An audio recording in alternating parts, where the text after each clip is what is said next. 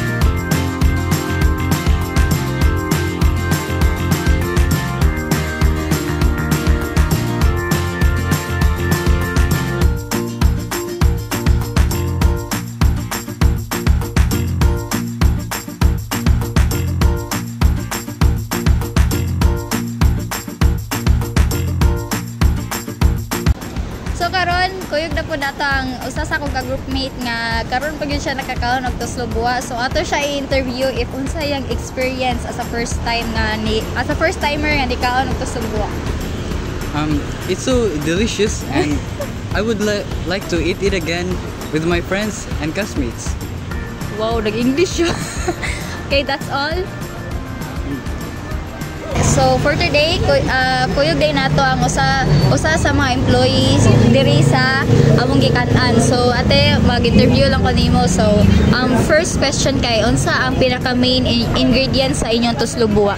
Ang main ingredients sa among Tuslo Buwa kay especially ang utok, then aside sa utok nasa tika ng awos bombay, like mga spices are needed sa buwa, then chicken soup.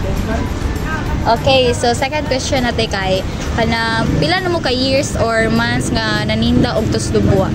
Like gikan to gid ni nag-start ang Red Barracks ang Tuslo Buwa from kuan pa 2021 dira sa night market, then so hantod ka atol karon 2024. So, second to the last question, unsay mong ikahatag na tips or suggestions sa mga tao unsa man pagkaon ng Tuslo Buwa para ma-enjoy nila?